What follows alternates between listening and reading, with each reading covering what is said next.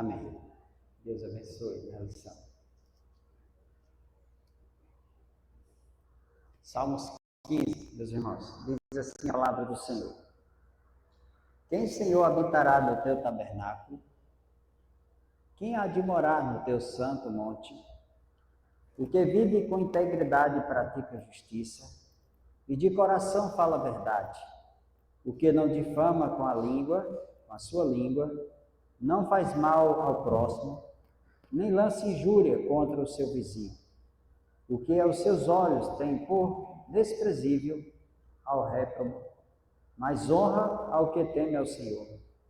O que jura com dano próprio e não se retrata. O que não empresta o seu dinheiro com usura, nem aceita suborno contra o inocente. Quem deste modo proceder, não será jamais abalado. Amém? Meus irmãos, este é um salmo didático. O intuito deste salmo é nos fornecer instruções espirituais. Provavelmente esse salmo foi preparado para dar instruções àqueles que adentravam ao templo. E é um salmo conhecidamente como sendo uma peça litúrgica para orientar os hebreus por ocasião do culto no templo. E, certo dessa consciência, é feita a pergunta para aqueles que vêm ao templo adorar a Deus. Quem, Senhor, se acha apto para entrar no templo, para o momento do culto, para a adoração, para a cerimônia? Este mesmo Salmos, irmãos, vai responder esta pergunta. Nos versos de 2 a 5, fornecem as qualidades necessárias para se apresentar, para se adentrar no templo e para se apresentar ao Senhor. Essa liturgia de culto no templo. E no verso 5 vai nos dizer quem está adequado para isso. Mas antes, irmãos, que tratemos sobre esses pormenores, nós queremos classificar a nossa mensagem essa noite como sendo com o seguinte tema: o que Deus espera de nós. Veja, irmãos, nossa vida ela é feita de contrastes. Mas Deus, em sua sabedoria, Ele equilibra as coisas. Deus fez as coisas de forma perfeita, para que as coisas aconteçam no tempo certo, na medida certa, no lugar certo.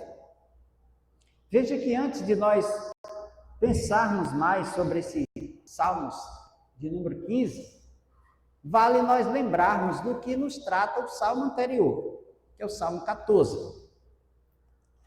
Aqui no Salmo 14, irmãos, nós encontramos a declaração de um homem insensato que nega a existência de Deus, entregando-se à dissolução ética e espiritual. No entanto, irmãos, apesar desse Salmo 14 revelar a atitude de um homem descrente, ímpio, que nega a existência de Deus, neste mesmo Salmos 14, que é o salmo que precede o 15, a partir do verso 7, nós observamos um desapontar de algo diferente. Como que o discurso desse ateu, desse insensato no Salmo 14, e de fato não é o discurso final. Ele não tem a última palavra quando ele diz não há Deus. Quando ele nega a existência de Deus. Quando ele se corrompe, quando ele resolve caminhar segundo a direção própria, esta não é a palavra final. As coisas começam a mudar, apontando para algo por demais excelente, superior a isso. Começa a mudar no verso 7 do próprio capítulo 14, quando diz assim: tomara de Sião viesse já a salvação de Israel. Quando o Senhor restaurar a sorte do seu povo, então exultará Jacó e Israel se alegrará. Então nós observamos, irmãos, que a partir do verso 7 do capítulo 14, deste salmo, dos Salmos 14, a coisa começa a mudar, criando uma expectativa de mudança, mudando o quadro, apontando para a alegria definitiva do povo de Deus, como de fato fosse e é o último discurso. O último discurso, irmãos, é dos justos, é dos crentes, dos justificados, do povo de Deus. Quem vai rir por último, vai rir melhor, que são de fato os cristãos. Ainda que os crentes sejam atormentados nessa vida por ações ímpias, no final quem vai rir vai ser os crentes. E Deus rirá dos ímpios. Tem um salmo que nos fala a respeito disso. Deus vai sorrir em relação à decisão e à busca desses homens insensatos, que tiveram tempo para tudo nesta vida, mas não separaram o tempo precioso para devotar a Deus, para viver para Deus. E a gente não pode duvidar quando alguns carnavalescos dizem assim: aproveitemos, gente, a vida é uma só.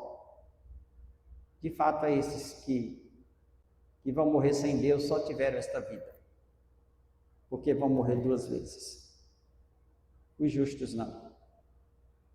Os justos só morrem uma vez, é a morte física. Mas quem nasce uma vez só vai morrer 2 vezes. É a situação exata dos ímpios. É a situação daqueles que não foram justificados pelo sangue de Cristo. Então, irmãos, o Salmo 14 apresenta uma cosmovisão do ateísmo. Mas a palavra final não tem os ateus, e sim os justos. Quando o Salmo 15 vai desapontar, ele vai falar aqui, irmãos, da transcendência de Deus e da revelação pessoal de Deus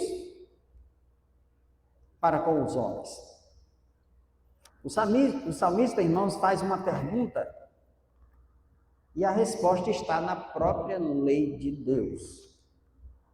Este salmo, que é o Salmo 15, vai além de algo litúrgico, de um preparativo para um momento no santuário, na casa de Deus, seja em Jerusalém ou em outro local. Aqui há uma preocupação, irmãos, de se ter comunhão com Deus, porque há um grande perigo em se adentrar para o tabernáculo, para o templo, para a casa de Deus, para a igreja, sem a intenção, sem o desejo de desenvolver comunhão com Deus. E nós corremos o risco de adentrarmos na casa de Deus e sairmos como entramos, ou então pior. Se nós não entendermos que ao virmos à casa de Deus, o propósito, por excelência, deve ser ter comunhão com Deus, ouvir Deus falar conosco e nos melhorar, e trabalhar em nós, a fim de que nós, aos poucos, caminhemos para nos moldar segundo a imagem de Cristo Jesus. Então, irmãos, quando os hebreus entravam no tabernáculo, eles entravam antes com essa preocupação. Senhor, quem está apto para entrar no tabernáculo? Quem está apto para estar na tua presença, Senhor? Nestes salmos, irmãos, é fato que nós encontramos também, ou pensando sobre ele, nenhum de nós, assim como foi aqueles, se achavam perfeitos para entrar no tabernáculo. para entrarem no templo, para oferecer a Deus um culto perfeito. Nenhum deles. Mas esse salmo, irmãos, ele nos leva a pensar sobre a responsabilidade que temos para com Deus, uma vez que Deus resolveu nos amar e fazer uma aliança conosco. Então, a nossa vinda à casa de Deus, como foi naqueles dias, nós devemos vir, sabe por quê? Porque Deus fez uma aliança conosco. E nós temos um compromisso de honrar essa aliança que Ele fez conosco. Porque Deus, tomando a iniciativa de fazer essa aliança conosco, não é uma aliança de obras de homem, mas é uma aliança eterna, inviolável, iniciada por Deus. Porque a primeira aliança o homem quebrou com a sua desobediência. Então Deus disse: eu farei uma nova aliança. E essa aliança, ela é firme, ela é segura. E a partir, irmãos, dessa nova aliança, Deus nos dá o compromisso de honrar esta aliança. Então, quando a gente se achega ao tabernáculo, à casa de Deus, devemos nos achegar com essa mentalidade de que nós somos filhos dessa aliança e nós devemos vir para poder honrar a Deus. Fazer aquilo que Deus requer que façamos, como seus filhos, como parte que tem responsabilidade em obediência, em andar obediência a esta aliança. Daí a pergunta do salmista: quem, Senhor, habitará no teu tabernáculo? Sabe quem vai habitar? Os filhos da aliança. Nós não somos daqueles que nos achegamos ao templo, à igreja, motivados por outras coisas, por novidades. Oh, vai hoje que tem um pregador tal, vai hoje porque tem... Vai hoje que tem isso, vai hoje que tem batismo. Não. Essas não devem ser motivações. Nossa motivação deve ser sempre o quê? A palavra de Deus pregada, não é o pregador. O mais importante no púlpito nunca será o pregador, nunca será o profeta, nunca será o mensageiro, mas sim a palavra pregada.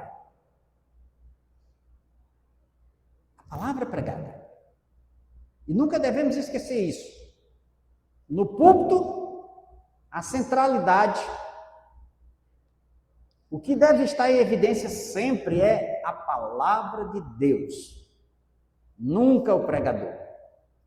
Ele pode ter mestrado, doutorado, pós-doutor, o que for. Ele pode ser um grande influenciador das mídias sociais, pode ser um escritor de profunda influência, não. O que importa é a palavra. A palavra de Deus. A palavra de Deus tem que ser pregada nas grandes catedrais, bem como nas choupanas pequenas de palha, lá na Amazônia, onde nós temos pastores, missionários, obreiros, também pregando a palavra, levando esse santo evangelho. A mensagem da aliança eterna com os filhos de Deus está sendo pregada em todos os recantos dessa terra, e o mais importante não é o pregador, sempre será a palavra de Deus. Essa consciência, irmãos, nunca devemos perder. Então, irmãos, o tabernáculo era o símbolo da presença de Deus, mas também era o símbolo da aliança de Deus para com o seu povo. Isso nos faz lembrar também, irmãos, que não basta apenas crermos em Deus, é preciso andarmos como filhos de Deus, como filhos dessa aliança. E para isso, irmãos, nós aprendemos que neste salmo há algumas condições que são bastante evidentes, para que não venhamos esquecer disso. Veja, o Salmo 15 nos fala disso, irmãos. No primeiro verso: quem, Senhor, habitará no teu tabernáculo? Quem há de morar no teu santo monte? Versículo 2 nos responde, meus irmãos: o que vive com integridade e pratica a justiça e de coração fala a verdade. Viver com integridade, irmãos, de acordo com a nossa nova natureza. A palavra de Deus nos diz, 1 Coríntios 5,17, se não me falha a memória, quem está em Cristo, nova criatura é, as coisas velhas são passadas e tudo se fez novo. Viver com integridade. Não quando os olhos estão sobre nós, não apenas, mas quando estamos fora dos olhos humanos. Fazer o que é certo, dá certo. E fazer o que é certo quando ninguém nos vê. Só Deus nos vê. Isso é integridade, irmãos. Viver de acordo com essa nova natureza que nos foi gerada pelo sangue da nova aliança na pessoa de Jesus Cristo. Viver com integridade. Isso requer de nós, sabe o que, irmãos, também? Nos desviarmos do mal. Se desviar do mal. Tem um exemplo mais inspirador do que o de Jó? A Bíblia diz que Jó era um homem temente a Deus e se desviava do mal. Entendeu? Então a integridade, ela tem a ver com iniciativas para se desviar daquilo que abala e que ameaça a nossa integridade. Vamos, irmãos, continuar lutando para nos desviarmos daquilo que ameaça a nossa integridade. Integridade aqui, irmão, nesse texto, tem o sentido de padrão divino para as realizações humanas. O padrão é de Deus. Nós temos que pensar em tudo, irmãos. Nos meus passos, o que faria Jesus? Como devo manter minha integridade como aluno da faculdade? Como devo ser íntegro nos meus relacionamentos, no meu trabalho, quando há propostas tentadoras para que eu seja infiel, para que eu faça um arrumadinho, para que eu assine uma coisa fingindo que não sei o que é? Irmãos, precisamos pensar sobre essas questões da vida, porque o Evangelho é isso. Os filhos da aliança, eles não andam como cegos, mas como sábios, como pessoas sensatas, como pessoas que querem da parte de Deus discernimento, como se deve praticar a integridade no dia a dia, nos pequenos detalhes da vida. Não estamos falando de perfeição, pois Deus sabe que nós não somos perfeitos. Aliás, a Bíblia, irmãos, não trabalha com perfeccionismo, a Bíblia trabalha com estilo de vida. E nesse estilo de vida é bem provável que nós caiamos, que nós erremos. Contudo, esses erros pontuais aqui e acolá não devem determinar o nosso caráter, nosso estilo de vida. Integridade, irmãos, é assumir o padrão de Deus para as nossas realizações no dia a dia. Precisamos também, irmãos, renovar a nossa aliança de obediência a Deus dia após dia. Que interessante, meus irmãos, que no dia a dia nós fazemos renovação de contrato, né? Do aluguel, nós fazemos renovação de contrato do trabalho, fazemos renovação das alianças em programações voltadas para casais, de casamento, mas a gente não vê os crentes fazendo renovação de aliança com o Senhor. Parece que uma coisa não tem muito sentido estar fazendo isso.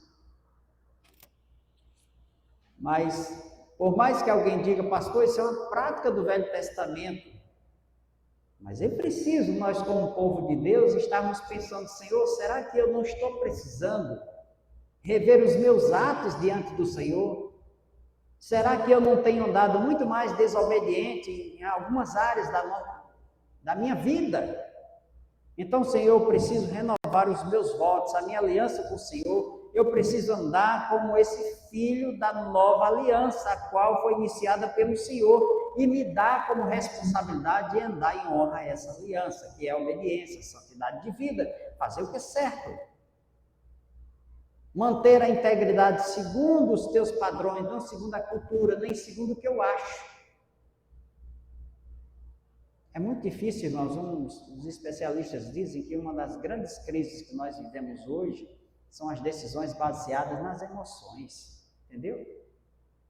As pessoas não estão bem emocional, aí tomam uma decisão muito séria, porque não estão bem, não se sentiu bem, foi contrariada, e aí toma uma decisão séria em relação a isso. Não usa a mente, não analisa a Bíblia. As nossas emoções, elas são voláteis, elas são mutáveis. Não estamos bem, falamos uma coisa no momento, de forma indevida, não estava bem emocionalmente, falou aquilo e saiu, pronto. Cuidado, cuidemos para que muitas decisões não sejam tomadas em cima de emoções, irmãos, mas à luz da palavra de Deus, com razão, com pensar, com oração, com dependência de Deus. Não, eu fui contrariado, aí eu não quero mais e tal. Irmãos, essa é uma das doenças da geração atual. Tomar decisões sérias baseadas nas emoções, isso é muito perigoso. Porque enganoso é o nosso coração. Nós precisamos tomar nossas decisões baseadas na palavra de Deus e à luz da compreensão do que Deus nos diz. Quando alguém diz assim, faça o que o seu coração mandar, está errado esse tipo de recomendação. Nós devemos fazer o que Deus manda na sua palavra. Porque o meu e o seu coração, ele é pervertido, ele é passivo de erro, de desobediência. Maldito o homem que confia no outro e faz dele o seu braço de salvação, de Jeremias. Então, cuidemos, irmãos, para que esse desequilíbrio emocional não seja fator determinante para tomar decisões que não deveria ser feito por essa via. A via é sempre a palavra de Deus. E o grande homem de Deus do passado, Josué, disse assim, capítulo 24, verso 14, agora, pois, temamos ao Senhor e o sirvamos com integridade e com fidelidade. Joguem fora os deuses que os pais de vocês serviram do outro lado do Eufrates e no Egito, e sirvam ao Senhor. Servir a Deus com integridade, irmãos, tem a ver com lançar fora aquilo que ameaça a nossa integridade. E para isso requer, sabe o quê? Coragem. Coragem para aprender a jogar fora. Quando você passar algum tipo de prejuízo,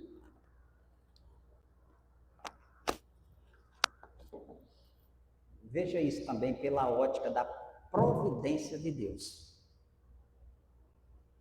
Porque aí você tem um coração mais tranquilizado em relação a isso.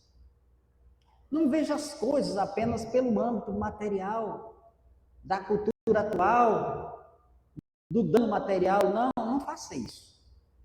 Senão você vai entrar em depressão e você vai sair da linha do raciocínio bíblico em relação a isso que você está passando. Começa a encaixar a doutrina da soberania, das determinações de Deus. Sabe por quê, meus irmãos? Porque muitas coisas fogem ao nosso controle. Você não pode administrar o comportamento dos outros, as emoções dos outros, não, você não pode. Você faz o que você pode, o que está ao seu alcance. Mas você não pode dominar os outros. Então a gente tem que correr para quê? Para a palavra de Deus. Eu sempre gosto de encaixar tudo em Romanos 8, 28. Muito embora alguns digam, pastor, isso está fora de contexto. Mas para mim, pessoalmente, encaixar o que eu tenho passado em muitas circunstâncias, encaixar na palavra de Deus é por demais consolador para a minha alma.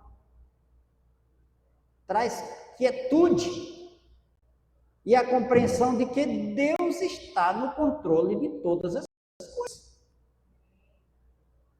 Pensa assim, ore assim, descanse em Deus. Deus quer, irmãos, que sigamos dessa forma. Se assim o fizermos, nós colheremos bons resultados. Bênçãos de Deus virão para nós, sem medida. Salmos 84, verso 11, diz: o Senhor dá graça e glória. Nenhum bem sonega aos que o andam, o quê? Retamente. Se você e eu andarmos de forma reta, com integridade, conforme Deus quer, não é que não venhamos passar apertos e dificuldades. Não se trata disso. Porque teve muita gente boa na Bíblia que andava de forma íntegra e reta, como Jó, contudo, passou pelo que ele passou.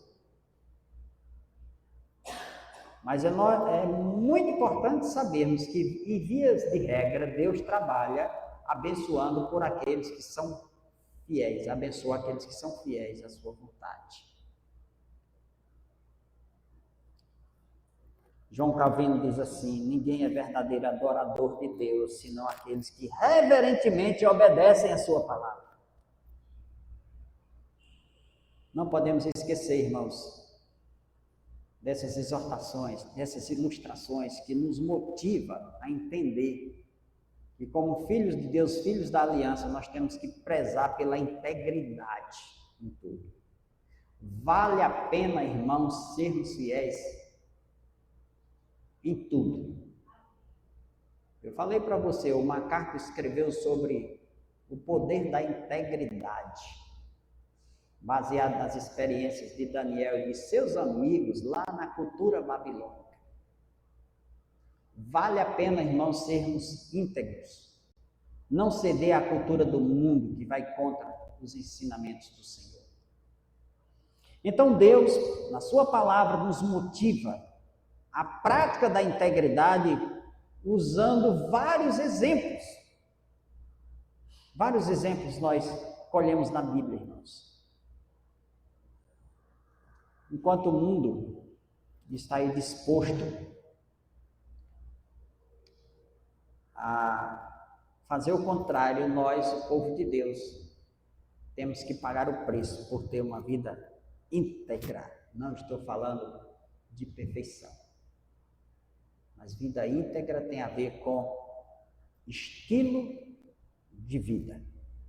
Estilo de vida. Salmos 24, verso 3 e 4. Quem subirá ao monte do Senhor? A resposta veio: o que é limpo de mãos e puro de coração. Mãos. Aquele que faz as coisas certas aos olhos de todos. Aquele que faz as coisas certas como algo que brota do seu interior, como fruto de uma regeneração do Espírito Santo na sua vida. Então, as mãos aqui, irmãos, nesse texto, bem como o coração, aponta para esses dois aspectos: exterior, o que é visível, e para o interior, o que não é visível, que é o coração. Nós temos homens na Bíblia, no passado, que andaram por essas vias. Noé era um homem justo e íntegro entre os seus companheiros, seus contemporâneos. Enoque andou com Deus. Enoque se destaca em relação a Adão, sabe por quê? Porque Adão negligenciou a obediência a Deus no paraíso, quando Deus o visitava. Para Adão, todas as circunstâncias eram favoráveis. Ele tinha tudo para poder ser obediente, ser íntegro na presença de Deus. Ele estava no paraíso, nada lhes faltava. Então, fazendo uma comparação, Enoque recebe mais destaque do que Adão. Por quê? Porque Enoque andou com Deus, andou na sua integridade fora do paraíso, no meio de um mundo ímpio. Esse é o desafio. Ser íntegro dentro da igreja é fácil. Ser íntegro no acampamento que só tem crente é fácil.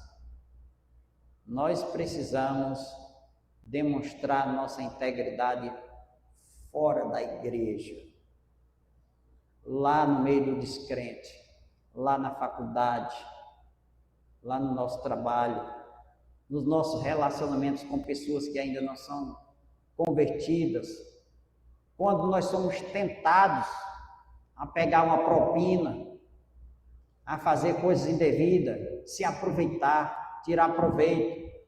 Sim, nessas questões, Deus está de olho para saber se de fato a nossa integridade está alinhada com a sua palavra. E a exortação de Deus para a vida íntegra, irmãos, ela independe da idade, sabia? Deus chamou a Abraão em Gênesis 17 e disse assim: Abraão, anda na minha presença e ser perfeito. Sabe com que idade Abraão tinha quando ele ouviu isso da boca de Deus? 99 anos. Significa que a pessoa de idade também precisa ser exortada, porque velhos têm suas manias também. O velho peca também. Todas as fases da vida o pecado nos acompanha, então a gente precisa da exortação de Deus para andarmos íntegros na infância, na mocidade, na adolescência, na vida madura, na vida de idoso também. Precisamos sim. Então Deus fala para Abraão: anda na minha presença e ser perfeito, isto é, persegue a minha obediência, a minha santidade, o estilo que eu estabeleci para você.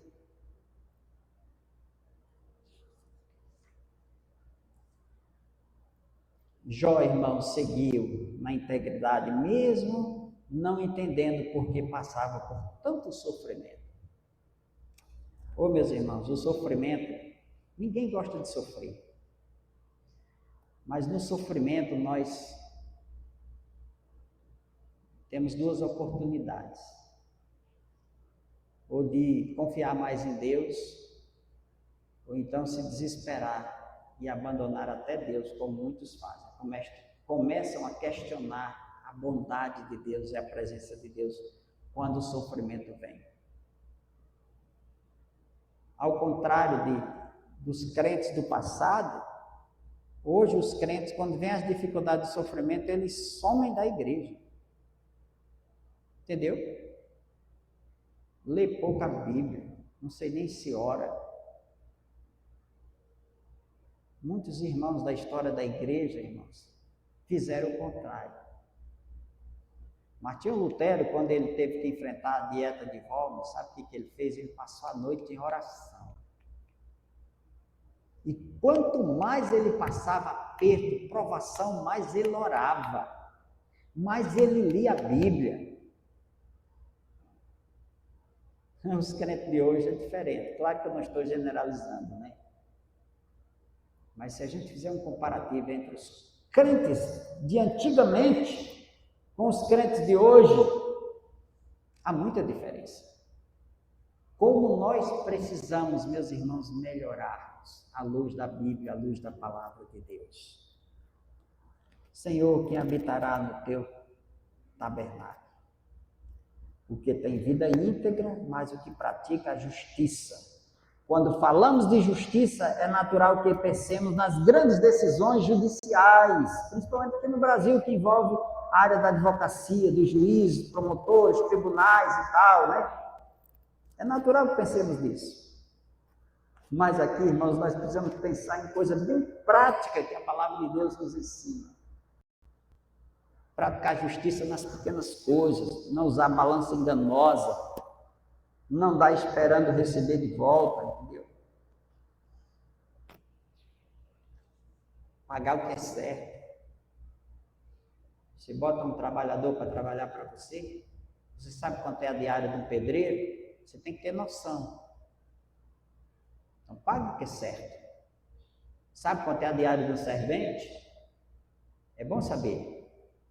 Paga o que é certo. Quanto é no mercado? Tanto. É isso que você vai receber. Justo. Justiça. Ser justo nas coisas.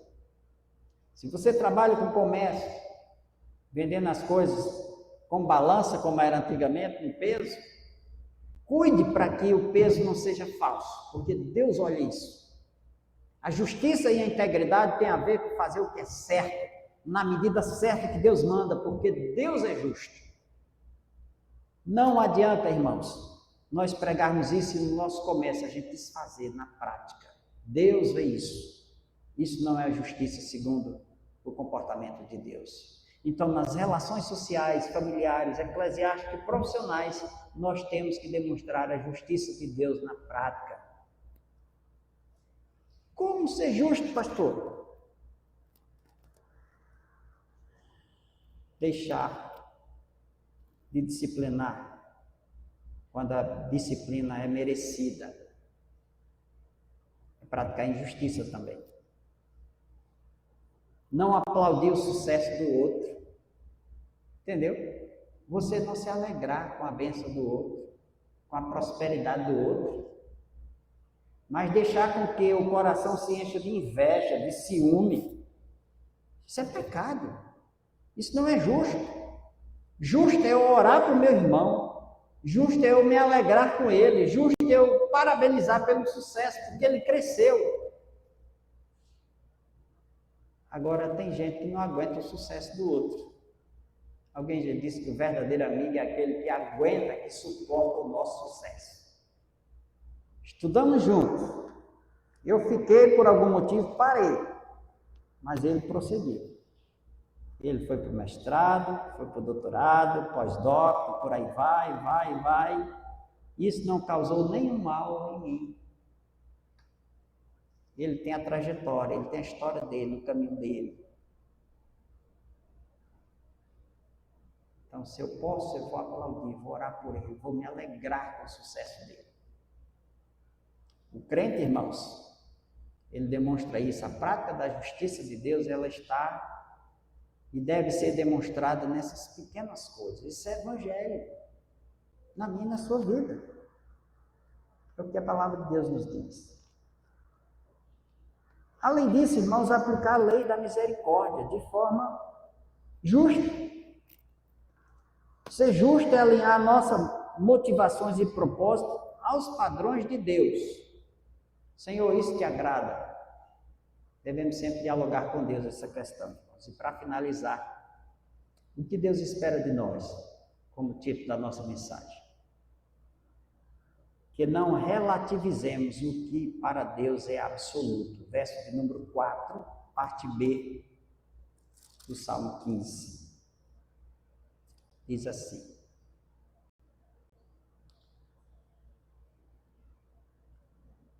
aos que temem ao Senhor, e o que jura com dano próprio, e não se retrata.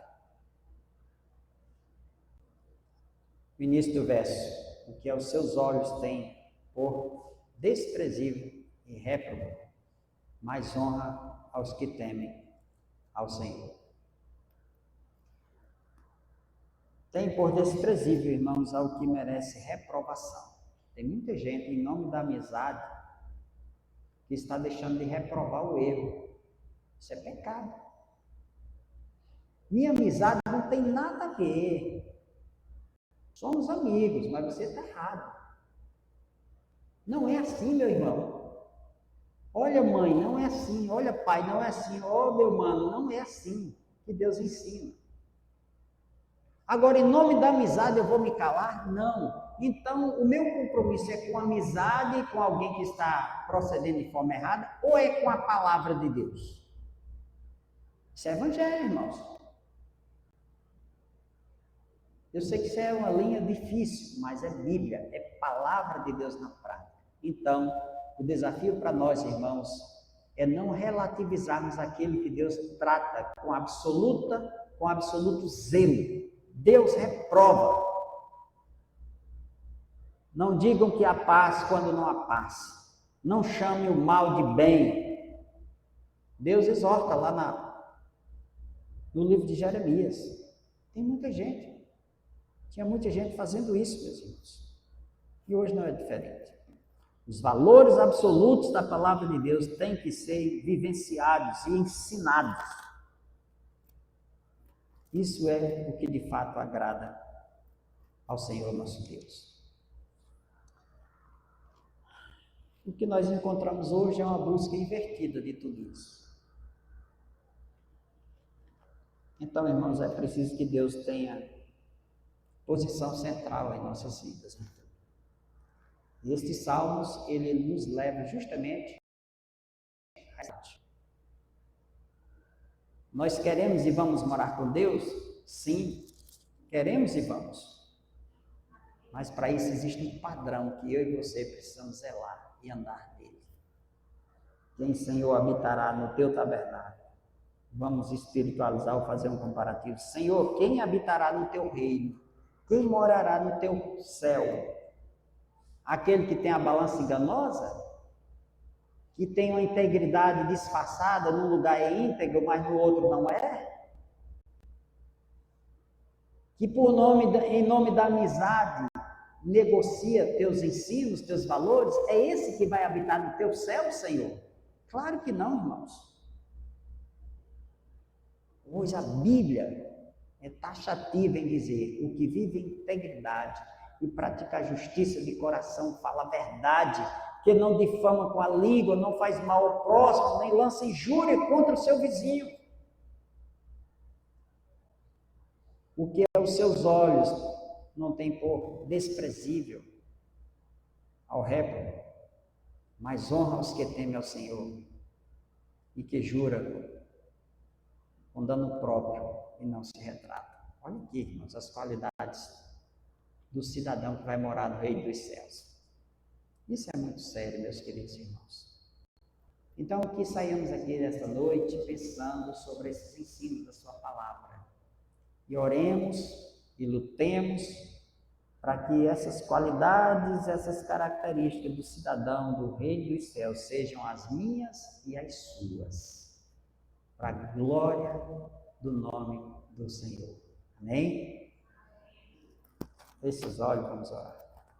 Agradecendo a Deus pela palavra. Senhor, te damos graças por essa palavra, pelas qualidades e características, Senhor, as quais observamos neste salmo, daqueles que pertencem a Ti, daqueles que vão habitar contigo no Teu reino. Deus, faz com que essas verdades possam ser evidenciadas em nossas vidas, porque nós queremos e habitamos com o Senhor. E por habitarmos com o Senhor desde já, não queremos cultivar um estilo de vida, Deus, que entre em contradição com o que Tu nos instrui na Tua palavra. Então, nos dê graça, nos fortaleça, nos ajude, Senhor, para viver como esses cidadãos do reino dos céus. Esta é a nossa oração, o nosso desejo, em nome de Jesus. Amém.